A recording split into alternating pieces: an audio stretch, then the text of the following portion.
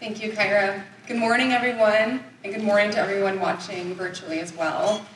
Thank you so much to MitoAction for inviting me to come here today and speak with all of you. My presentation today is geared towards younger patients, but it's totally applicable to all ages as well. There will be plenty of time for questions at the end of my talk, but please feel free to interrupt me at any time to ask a question. Okay, so I have four main things I wanted to talk to you all today. These were all topics presented to me from Stephanie, so I really hope that I can help answer some lingering questions. So I'm going to first start out with a quick refresher about the treatment for fatty acid oxidation disorders, which I'm sure you're all familiar with, but I hope I can present it in a different way. The second thing I'd like to talk about is how to make fasting avoidance not weird. Tips for introducing new foods to younger kids. And then finally, I'll end the talk talking about transitioning off of G-tube feeding. Okay, so we all know that there are three main ways that we treat fatty acid oxidation disorders. And that is to restrict fat from foods, avoid fasting, and to supplement with MCT oil or Dojolvi, but not for patients with MCAD, as we know. So I like to use this analogy. It's going to be using cars and construction. I find this to be really useful for younger kids. I don't know about all of you, but I spend a lot of time driving, and in the summer especially, there's a lot of construction. So for me and a lot of other families that I've worked with, this analogy works really well for their younger kids. Okay, so think of these cars as fat from food or body storage. As they are, there's nothing on the road, it's open road for miles and miles. They can drive freely on the highway. And in this case, I like to say that they're free to replenish the TCA cycle and create energy. There's nothing in their way, all open road, no construction. For a patient with a fatty acid oxidation disorder, I like to think of the deficient enzyme being a construction cone. So it's not completely blocking the highway, but I like to think of it as blocking the road so that it's down from a 4-lane highway, let's say, down to a 1-lane. So traffic gets backed up, or fat from food or body storage gets backed up, it accumulates, it can't get through the construction as efficiently. So we have decreased TCA cycle replenishment, and we have low energy. So as we heard yesterday, fatty acid oxidation disorders are deal with fat accumulation on one end and a decrease in energy on the other. So in this sense, that is why we restrict fat from foods and why we avoid fasting. We want to decrease the cars that are leading up to the traffic cones, that are leading up to the construction or the deficient enzyme in the first place. And one other thing that we can use, I like to think of MCT oil or Dojolvi as a detour. So in all cases except for MCAD, we can use MCT oil or Dojolvi as a way to get around the deficient enzyme, replenishing our TCA cycle and increasing energy production. So now that we're all refreshed on treatment of FAODs, which I'm sure nothing is new to you, but I hope I can present it in a little bit more fun way that you can use for your younger kids. I'd like to transition now to talking about how to make fasting avoidance not weird. So we'll start first with a story. So this is Stephanie Harry. She's going to talk about a story when Christopher was younger. And hopefully I can get it to play. Hi, my name is Stephanie Harry, and my son Christopher is 13 years old with LCHAD. And when he was younger, I kind of had to accept the fact that maybe I would be considered that parent or the helicopter parent when we would go into the playground, because I knew how important it was for him to get his fuel and to drink his Gatorade. And so I was going to be calling him over every 20 minutes to make sure he was fully hydrated. But even in the acceptance of that, there were times that perhaps I didn't have to make certain things so weird. And I wanted to share with you a story of when I made that weird.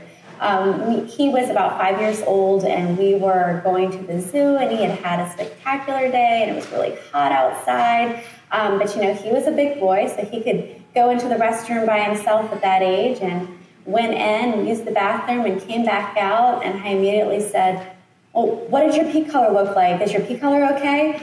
We talk about pee a lot in our house because that's the way we navigate whether or not he's in rhabdo or not. And he and I both understood what that meant, but I definitely made that weird and realized how weird I made it when I looked over and I saw the look of horror on a bystander's face as to why is this woman talking about this child's pee color. I learned from that situation that perhaps these are questions that I can ask him off to the side or quietly, not in other people's presence. But we all do this at some point in our journey where we make that weird, and that's my story of making it weird. Thank you, Stephanie. And as she mentioned, I'm sure there are plenty of other stories of examples just like that where things could have gone a little bit differently. But we're all so concerned about our kids and wanting to make sure that they're getting everything that they need. But maybe we can consider some other ways to make fasting avoidance normal. So what I like to talk about first is just normalizing it. Normalize snack breaks is my number one recommendation. So I like to consider making snack break a part of daily routine for everyone, not just the child with an FAOD, but for all of your kids. It doesn't mean that everyone has to eat at that time, but at least everyone, including parents, should have some water, take a little break with the child, maybe talk about what else is going on that day, but normalizing taking a break so that it doesn't seem like the patient or the child with the FAOD is left out or singled out. And I know, especially for younger kids, it's really hard when you're playing to take a break. You feel like you're missing out. So you can use a visual timer, let's say for 10 minutes. That way the child knows that, okay, we're pausing for now, but we're gonna get back playing in just a few minutes. So I just have to take this little rest, and then we can go again. The second recommendation I have is to try doing family breakfasts every morning right after waking up. I know this is really hard. I know it would require everyone to wake up a little bit earlier. For older kids, teenagers who love to sleep, I know this would be pretty challenging. But if you can, I would really try to do family breakfast right away in the morning. We know that the child with an FAOD was fasting all night, so this is their first opportunity to refuel and start the day off in anabolism. So this is also a great time to reconnect as a family and to start the day off in a fun way. The third thing I'd like to recommend is to create a nickname for snack time or food. So some examples that I've had from patients are to call it their superpower, their energy booster, power recharge. I think I had a patient call it his power up time. Are any of you doing this now? And if so, do you use any nicknames? I'd love to hear. No one's doing this? Well, I encourage you to try. The more we can make it fun, we can talk about how this is being a superpower. We need to refuel in order to have energy for the day. Anytime we can make it fun, I think is a really great idea. The fourth recommendation I have for how to make fasting avoidance not weird is to read books about animals and kids or characters and what they eat. The more we can talk about what others are eating or not eating, the more normal it is to talk about your own child's eating and how it might be a little bit different, and that's okay. These are some books that I found that were talking about different characters or animals and eating habits, but I'd love to know if anyone else has found other books similar to these. Don't be shy. Okay, well, if you think of some, let me know. And of course, as the child gets older, you can transition to a book about FAODs. I haven't found a great book that's kid-specific about FAODs as they're getting older yet, but were you pointing, is there one coming out that I don't know about? There's one called My Special Body. I wrote it a couple of years ago. Awesome. Okay, I haven't found that one. Awesome. I'm not really good at publicizing it. If anyone here wants it and doesn't have it. Oh yeah, the book is called My Special Body. I haven't come across it, so I would love to find it. Marie, Thank you. Can you just repeat the name of the book for the people? Yes, the book is called My Special Body, right? Mm-hmm. Awesome. Thank you. See, you learn all sorts of new things. Great. I love it. So you can transition to that book as the child is getting older. Okay, so that wraps up my tips for making fasting avoidance not weird.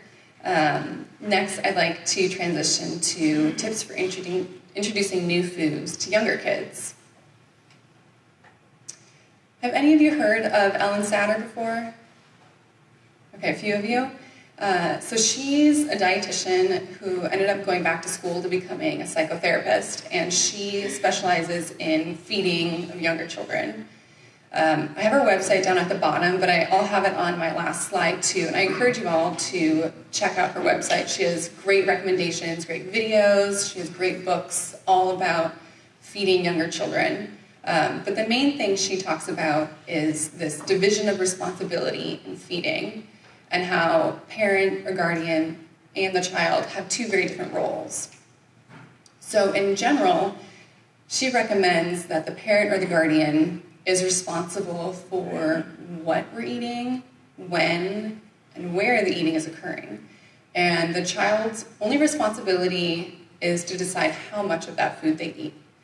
Now we know that patients with FAODs don't require more calories than any other kid, but they do require to eat more often. So in this sense, it is okay for the child to decide how much of that food they're going to eat.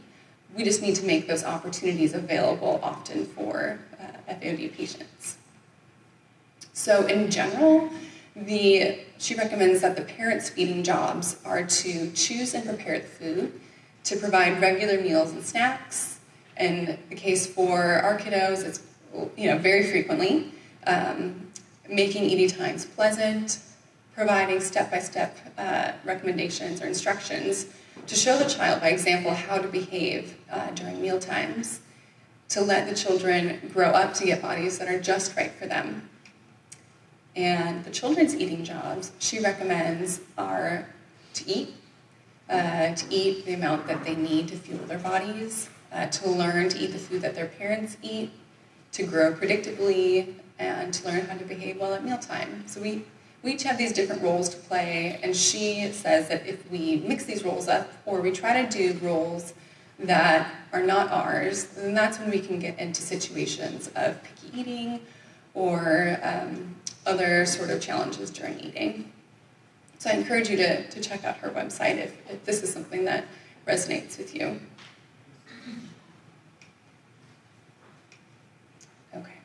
So some other recommendations I have for introducing new foods to younger kids are to offer a variety of foods. There's so many different colors, so many different things to try, and the more we introduce to our kids, the better success they'll have.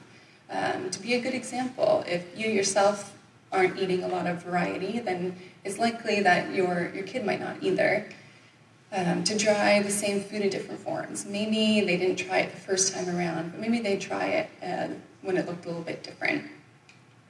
Another recommendation I have is to incorporate a game. One of the games I really like is called How Many Colors? So at a mealtime, and everyone can play together, it's not just the child with the FAOD, but the whole family can sit down together and play this game. And the game is of all the food that's on the table, to see how many different colors you can put on your plate and eat. Not necessarily the volume, but just how many different colors. And the person who can eat the most variety of colors might get a reward. We usually like to do something non-food related, so maybe a sticker, and maybe there's a sticker chart with a reward at the end of the week. That could be they get to pick a movie or a special game or a special outing, something that's not food related. But I really like this one. It encourages kids to try different things and We learned that as we eat more colors, we're getting more micronutrients, lots of other things. So I really like this one, but there are plenty of other games that you could play. And of course, experimenting in your kitchen. Use your child as a helper. The more we can make food together, the more likely it is that they'll try out different things. If we can make it a fun experience that's shared, we're definitely setting up for success. So some fun examples that I came across are to use PB2. Have any of you tried this? I just think so, yeah. So they actually came out with some new flavors too. So they have cashew, peanut, of course, and almond options. So this is a powdered, non-fat product. It's a powdered peanut butter product. Say that 5 times twice. And it's great. You can use it for a lot of different things. On their website, they have over 100 recipes. And of course, choose the low-fat options. They do have some other options that you can mix in high-fat things, which, of course, for our kiddos, I wouldn't recommend. But they have so many great recipes, so I really encourage you to check out their website. They even use the cashew product in making like a curry or using the peanut one to make like a Thai peanut sauce.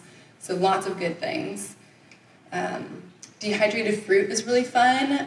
I found that dehydrators are really making a comeback. So you can make your own fruit leather, take it on trips, make lots of different combinations of things.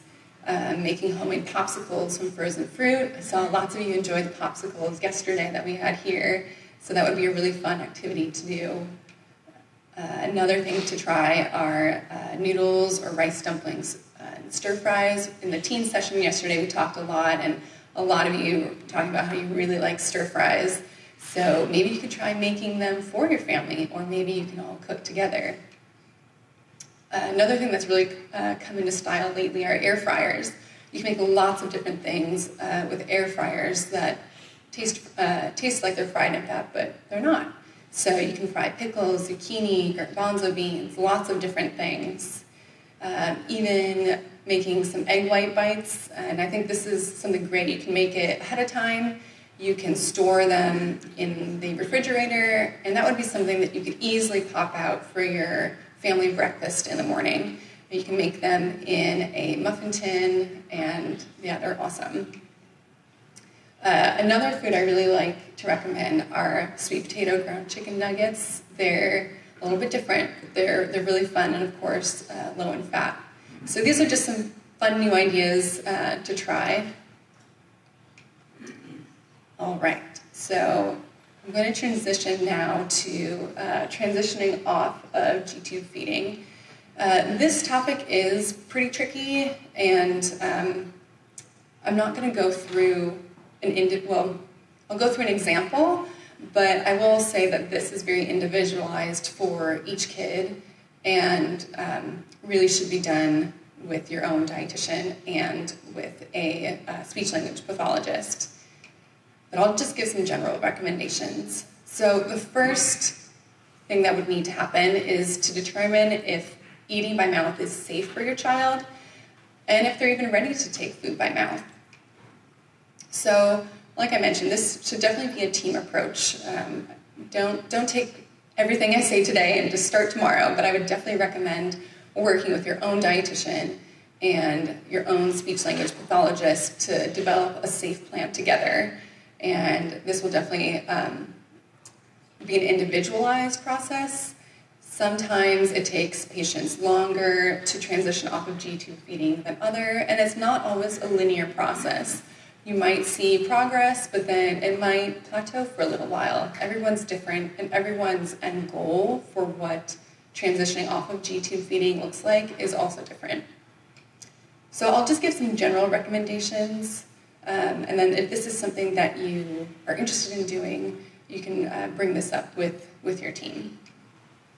So once we've determined that your child is cleared to eat food and is interested in eating, we can start by having the child sit at the table at mealtime. This increases association and exposure to meals and to eating food by mouth.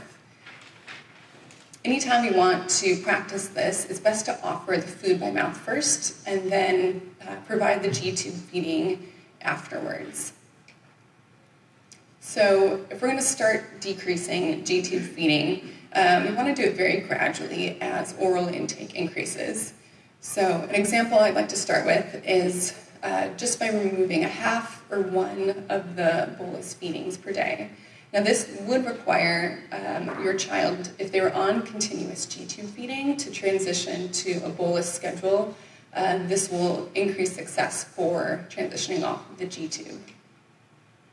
Now, regardless of if the child is eating by mouth or through the G-tube, we really need to make sure that they're meeting their fluid needs, either orally or through the G-tube. Maybe that's extra water flushes, however you'd like to do it, but we just need to make sure that as you're decreasing volume of fluid from the G-tube formula, we need to replace that with something so our kiddos don't get dehydrated, which we know is a risk for increasing the risk for metabolic decompensation. So I'm going to go through an example, and like I said, this is just an example. If this is something you would like to do, please talk with your team to decide how to do it best for your own kid. So this example is for a 3-year-old female who's around 30 pounds, which is about the 50th percentile for a 3-year-old girl. So I had her starting with 4 bolus feeds a day for breakfast, lunch, snack, and dinner for a total of 1,200 milliliters or 40 ounces per day, and that meets her basic fluid needs. Now she wants to start transitioning off of the G-tube and eating more foods by mouth. So in this example, I started by decreasing the G-tube formula at breakfast.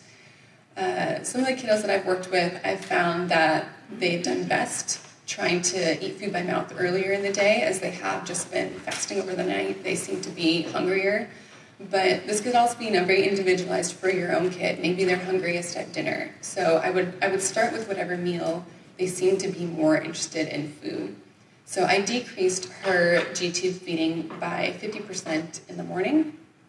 So offering low-fat food, and then providing just half of her G-tube feeding afterwards, providing the remaining 3 G-tube feedings as her normal schedule, and then making sure that we add in extra water flushes or water by mouth to meet that minimum fluid need. The next thing I would do is to remove the rest of that bolus feeding in the morning. So now for breakfast, she's eating all low-fat food and then getting the remaining 3 boluses per her previous schedule. Again, meeting enough water flushes by mouth to meet her needs.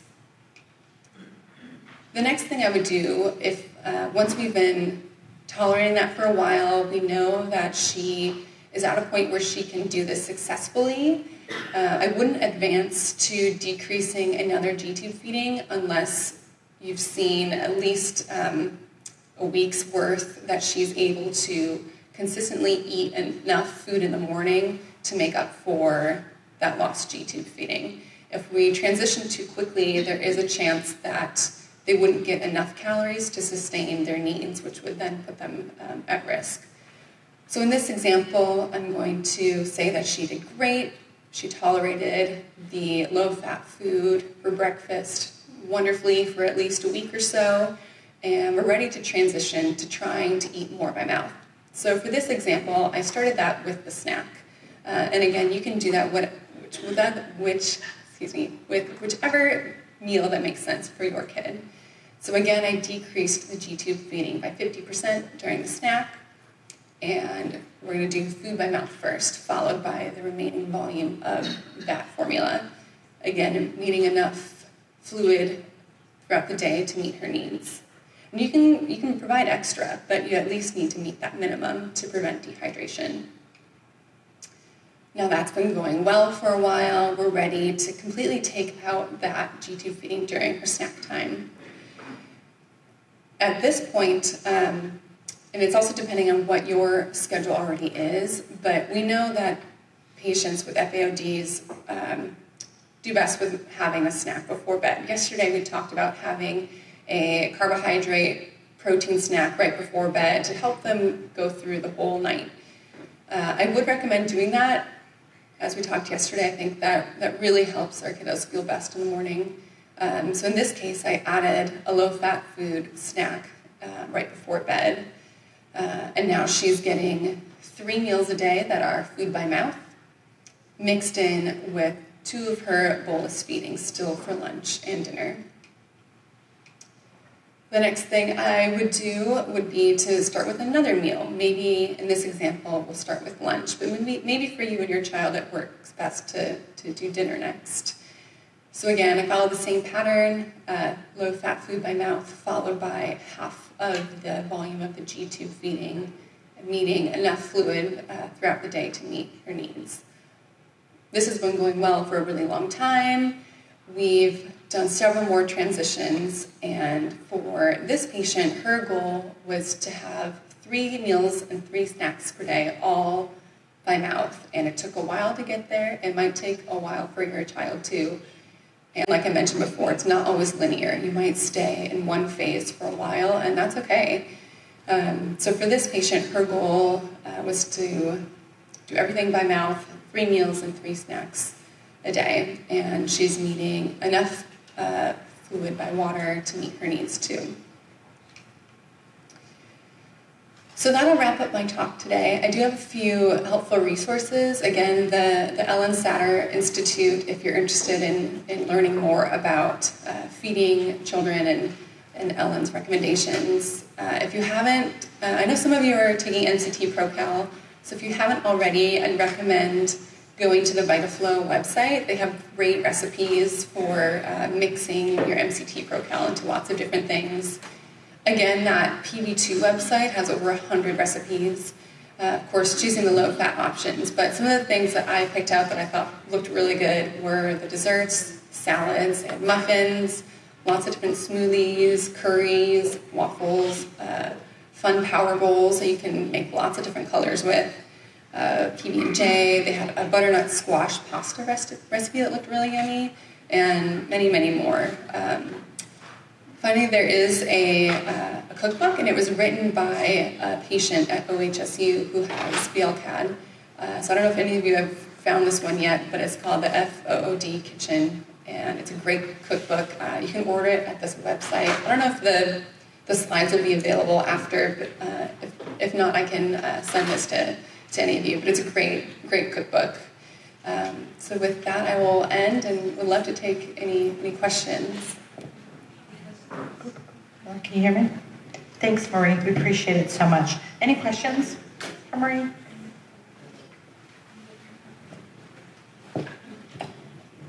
It's not really a question, but when you were talking about the PB2, I was remembering a lot of people on the FOD support page, they'll ask questions about what to do when they're having a hard time having their younger children take the MCT or the Dojolvi.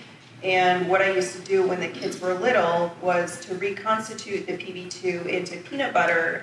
The directions say to mix it with water, but we would split it. So we do part water and then part their oil, so that it made it like a little bit more spreadable and a little more like peanut butter. So if somebody is having difficulty getting their kid to take the dose, then you could mix it with that and then just make a sandwich with it. That sounds great. Yeah, that's a great idea.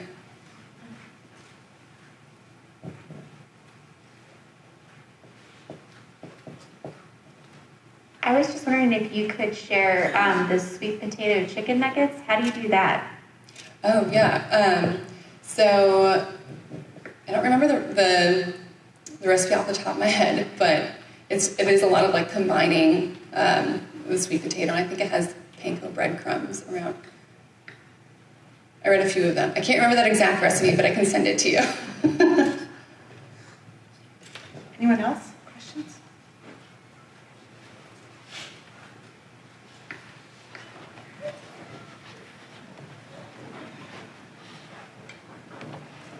Hi. So I have a 9-month-old, and he's on a FB2 right now. I was just wondering if you had any tips for, like, he throws up every time food touches his mouth. And he's seeing an OT, but just fresh eyes. If you had any tips on how to get him to try foods at all. That's a tricky one. He throws up every time he tries to eat? Yes, like if he'll suck and lick on food, but if any little, even just a crumb, touches his lip, he'll throw up. Oh man, that's tricky. And has he seen a speech language pathologist? Do they say that he's safe to swallow? Yeah, he is. Okay. He's seeing occupational therapy. They said that was enough for now. Okay. Oh man. I might have to think about that one a bit. Can I get back to you? Yes. Okay. Thank you. It's a tricky one. I mean, I don't have an answer. Obviously, our daughter is on a continuous feed, but she really has struggled since around 4 or 5 months with swallowing. I think originally because her acid reflux was so severe. I don't know if your son has acid reflux, but yeah, I think the pain, anything going like that route just became such an aversion. We don't really know, but she went to, at age 2, she went to Kennedy Krieger for like an intensive program to try and get her to swallow. And she, even if she'd swallow a bite the size of a pea, it would go down and 5 minutes later she'd throw it up. So there might, and she's had all the studies and they're like, oh, it looks normal, it's beautiful in there, but it could be like maybe we need a motility study or something, and I'm just like not there, even at age 6. I'm like, I don't want to put her through all of that. So I don't know if your son it's like just touching his lip, but our daughters, it would be like more like this actual swallowing kind of stuff. I don't know. It's definitely a tricky situation. But it has gotten better. I think with age, she's trying lots of foods and doing things, and we're just over here chatting our ears off about we gotta start transitioning, but it has gotten a lot better. And Still going to do like pureed type. it was also not just the acid reflux. We found out that it was also maybe motility. Like she went on erythromycin, which kind of helped speed things up through, because she was always kind of full. She was kind of keeping it in her stomach. And once that started moving, that also helped things going. So you might want to talk to gastro and see if there's anything with motility. That might be another thing. That could. She was always full because it wasn't. Things were just sitting there, and things weren't moving quick. Anyway. Anyone else? Questions?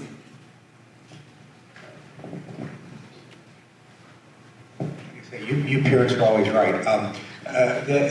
Those were excellent suggestions. The first thing to do in that situation is to be sure that all the plumbing is working properly. If the stomach isn't emptying properly, then it'll sit there and eventually it'll pop back up. If she's having reflux, then it doesn't even have time for the stomach to empty, it pops back up. And then if the swallowing mechanism is inefficient or discoordinated, you end up with problems. So having a good formal feeding evaluation is really important. The next thing that I like to recommend to folks is that occupational therapists are not all created equally, and so you really want to work with somebody who is part of a feeding program, and that is their specialty. I'm a physician, but you wouldn't want me taking out your appendix. We're not all strong in all things. And then the Kennedy Krieger program was mentioned. That's an exceptional program, and I have sent probably 3 or 4 kids in my career to them because of the no matter what tricks we tried, we couldn't get the child to eat, and so we sent them to that. Now that said, 9 months is still pretty early in the transition game, and I would decompress your feeding pressure and anxiety a little bit. The starting point, and Marie talked about this a little bit, is often to just set them at the table and set some food in front of them, so that they're even if they're not eating it, they're recognizing that this is a pattern, and then that way, and then maybe eventually whatever is going on, sometimes time is the answer, and it just fixes itself. And so eventually, if they're playing with the food and something goes in and they swallow it and it's now not causing them problems in some way, they'll resolve it themselves. You get to 2 or 3, and those patterns are so set in that you don't really want to wait for someone to try to sort of fix themselves. So I would work on make sure that everything is going well with the GI system. Find someone who's a specialist in feeding therapy, and then just give it a little bit more time. Try not to be too pressured at 9 months of age. Can you spell the name of that program you mentioned? Kennedy, as in the Kennedy family. Krieger is Krieger. It's in Boston. It's affiliated with Johns Hopkins University. There's also one in Baltimore. Well, that's the one that we went to. Well, Kennedy Krieger's in Baltimore. I don't know if No, I thought you were in Boston. Maybe I did. Sorry. that just shows you I need another cup of coffee. Child actually has another feeding institute that's fantastic. We used to use it with a lot of our metabolic patients. Yeah. So I think there are more of these around the country. For online, there were CHOP, Children's Hospital Philadelphia, has a feeding program. We don't have a dedicated one here, but we do have speech therapists who are our feeding specialists, who over the years we've come to rely on and are very good. Yeah, Seattle Children's is a great feeding program as well. So if you're on the West Coast, Seattle Children's has an awesome feeding program. So this question may be more so for the parents, if you can provide some feedback. So I hear you say, make mealtime fun and stress-free.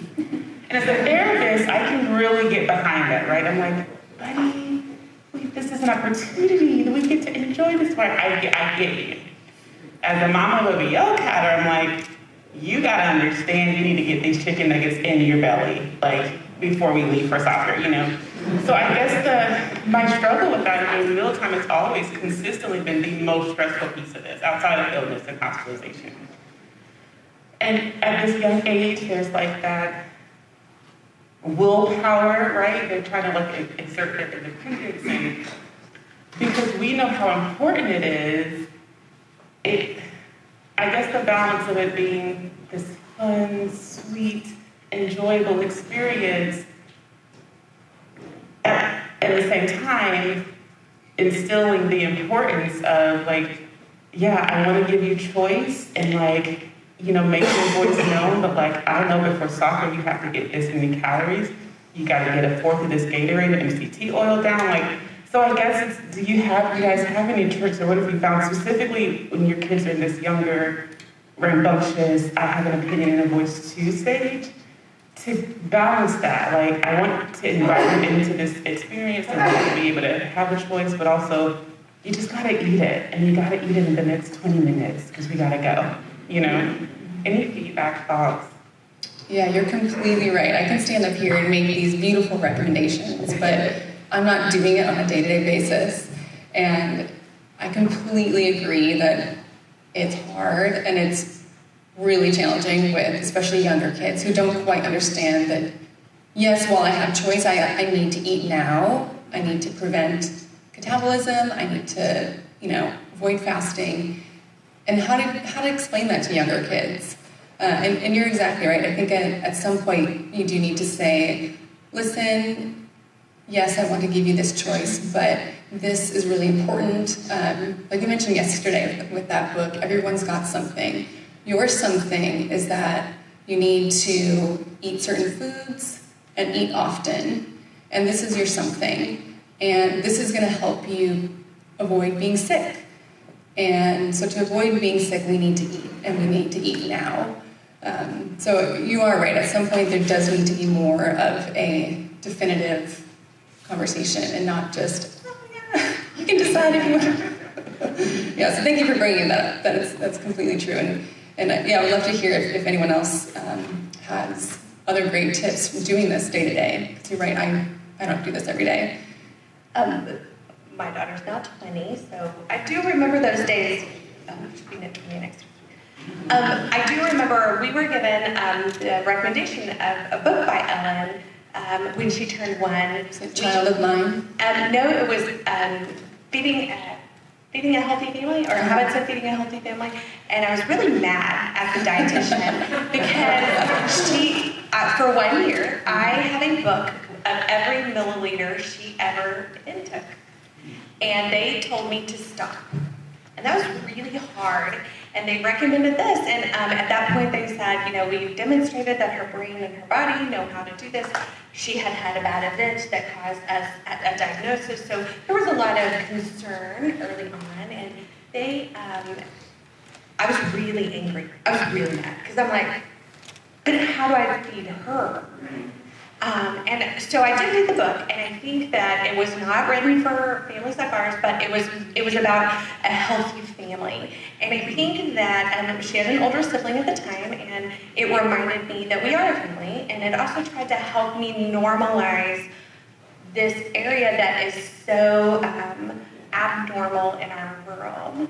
And I do think that, so yes, we have to be concerned. Sometimes we have to document everything. But there are times we don't, and I think learning how to let go of that and make it a part of it. Let's face it, our favorite mealtime stories are the battle at the table. And they involve forks in the table that are still there, but they're like the battle wounds of our family. No, we're not great at sitting down as a family of adult children. They far more want to watch TV, So we've evolved as a family, but I think in those early formative years, it was a great habit teacher for me to try to begin to let go of the control. Because what the doctor's office wanted me to remember is her brain and her body would, in her case, knew how much she could eat or not. So we had to teach our 1-year-old how to act like a 1-year-old at the table. And so I don't know if that's helpful other than I was mad at that. I really was unhappy, but looking back, I also think it was really probably some of the best advice because it got us out of the habit of documenting every milliliter she was intaking and overly viewing it differently. And I had to work to let go of the fear of how much food she was going to eat and learn how to be a parent instead of a documenter. I don't know if that's helpful, but I remember the stress of those early days, and I remember how unhappy I was with that lady, and I do not remember her name, but she was not my friend. But I have recommended that book to many people without FAOD'ers over the years because I thought it was a great mom teacher of habits. Yeah, thank you for saying that. And I will add that we want to teach our kids how to manage their own hunger and satiety cues because they're going to end up needing to do this independently on their own. And the earlier, well, not earlier, but age appropriate that we can encourage our kids to think about their body and to say, yes, I'm full, I've had enough, or I'm still hungry. That's really important as they get more in tune with their own body and they can say, oh, my muscles hurt, I haven't eaten in a while. So they're age appropriate when we can encourage kids to kind of figure that out on their own and learn to manage their own hunger and satiety. I think that's really helpful. I think for us, I think when Chris was 6 and he was doing sports, because to me, that's the most anxious times when they're going out to do something active and where it's recess, and it was always just kind of well, you need it, and I'm just very matter of fact, and it's just kind of who I am too, but we were just very matter of fact about it, you need this to go to recess, so it's and we'll wait until this week you miss soccer practice, but that gives them that choice too, and I just, for me, I get, passionate and emotional and stuff like that, but taking the emotion out of it, like Dr. Boyce talked, I think, last year about the importance of just being very matter of fact, taking the emotion out of it. So I've had to work at that, but just being I'm fine, we can sit in the car all day, but you're not, and that was, I feel like that kind of, because he wanted to go and play baseball, and he loves to eat, so that's helpful too, but there was also a time when he was younger, when he was 3, which he doesn't remember at all, but I remember he went through a phase where he was not wanting to eat and not wanting to eat, and I'm freaking out, right, because we know he needs to eat.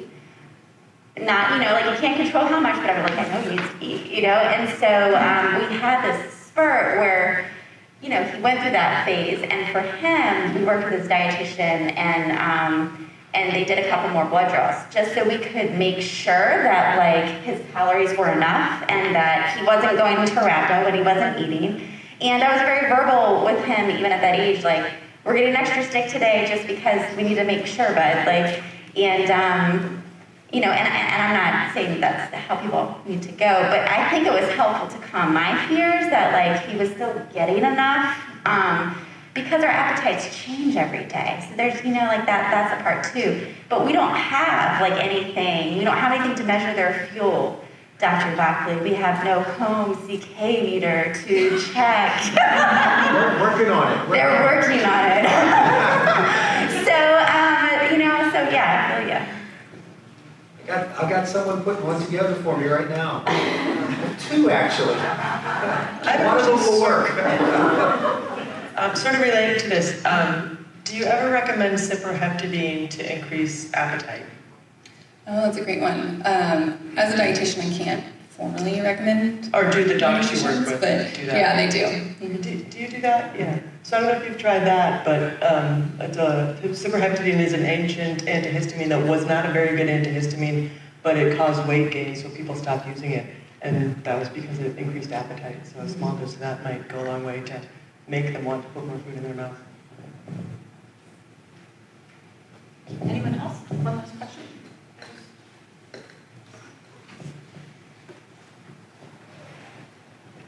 I just want to share one thing that really helped me, I think, especially when our daughter Stella was 2 and she was with the, the OT speech that comes through the state and everything before Kennedy Krieger. The therapist had said to me, "Why do you need her to swallow by mouth so bad?" And I think it's because it's cultural. And really, it was she's getting what she needs for her disorder. This is what is comfortable for her right now. And I get a little emotional, but it was profound to me because you feel so much judgment based off of just food. I'm sorry. But I was you know what, you're right. Why do I need her to swallow? I don't, she's fine. She's not going into rhabdo because she's getting what she needs, but it just was helpful.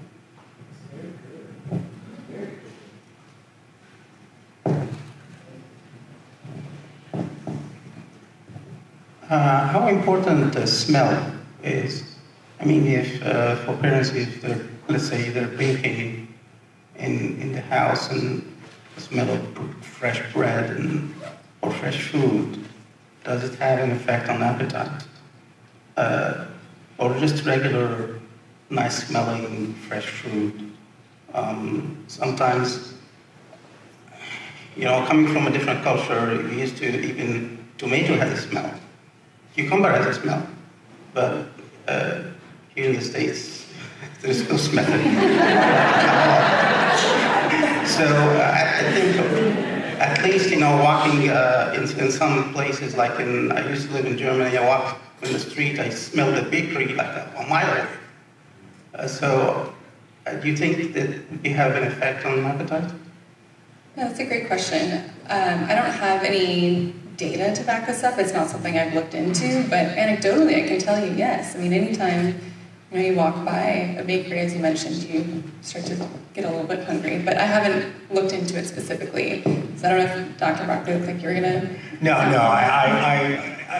we talked a little bit about yesterday that these short chain fats have a tendency to have an odor, I have tasted triheptanol and MCT oil, and they really don't have much of a flavor. We had during our clinical trial, we had a bake-off in Oregon one year, and so the metabolic kitchen there made a bunch of different things with MCT oil or C7, and then we were supposed to taste them and say which one was which. And I'll tell you, I was the only one that got them all right, but I couldn't tell you which one it was. I knew which category they fell into, but they tasted just fine. So it's not really that. I'll tell you my favorite difficult feeding story. It's with a different disease, propionic acidemia, one of the ones that I talked a little bit about the other day. Those individuals almost always have lousy appetites because the acids that build up in their blood really make them nauseated. And so feeding them is really difficult. And for those kids, we almost always put a G-tube in within, as quickly as we can convince the parents. You know, it's basically, I will say, you need a G-tube, and then, well, let us try it first, and then when they come back and it doesn't work, we put the G-tube in. But I had a family who was just so insistent they didn't want the G-tube, and she was losing weight, she was doing terrible, so we put an NG tube in the hospital, the tube through the nose, and she started doing better, and the family said, can we do this at home? And yeah, okay, it's fine, you can do it at home for a little while. And a little while stretched into a little while longer, and a little while longer, and finally, the family comes in and says to me, well, we need to get this thing out. Well, why now? Well, she was 5 and she was getting ready to go to kindergarten, and they wouldn't take her in the kindergarten with the NG tube. So we worked over the year to about a year to get it out, and we had an NG tube removal party at their house a little the summer before they were going to start kindergarten. The other young man that I had a horrible time with was an L chatter, and he just didn't want to eat. It didn't matter to him, and he had a G tube. We eventually put in a G tube because of poor growth and instability. And every time I'd see him, I'd say, "Brandon, do you want to get that tube out, man?" And then one year he comes in. And this tells you how old he is now. He's smiling, and his mom is smiling, and I said, okay, guys, what's up? And Brandon says, Dr. Buckley, I want to get this tube out. Okay, tell me about this. And it was a real short story. He said, I want to go hunting with my dad. And he says, I can't come with the G-tube. I said, okay, we'll try it. 6 months later, it was out. So there is a trigger there that I usually say to most parents, look, he or she's not going to walk down the aisle with the G-tube, I promise you. And I make light of it because I am trying to help the parents feel a little less overwhelmed. And I am in the same category, I think, as most physicians, that with these diseases, we have a tendency not to be as aggressive with G-tubes as we are with some of those other diseases that we were talking about. Because usually we can work around them, but sometimes you can't. And I'll tell you that, for example, my really severe TFP kids, they get G-tubes right away. They're just so unstable that you can't manage them otherwise. And a G-tube, if it comes to that, is not an irreversible decision. You can take it out anytime. It leaves a little tiny scar there, but it's like about this big, and it's not that big a deal if you have to go that route. Some of these other things that we've been talking about, you should always try those first. But if it controls your life, then it's time to think about something else. So that's how I usually deal with the biggest problems in feeding in my practice. Thank you so much. We appreciate you. Thank you. Okay.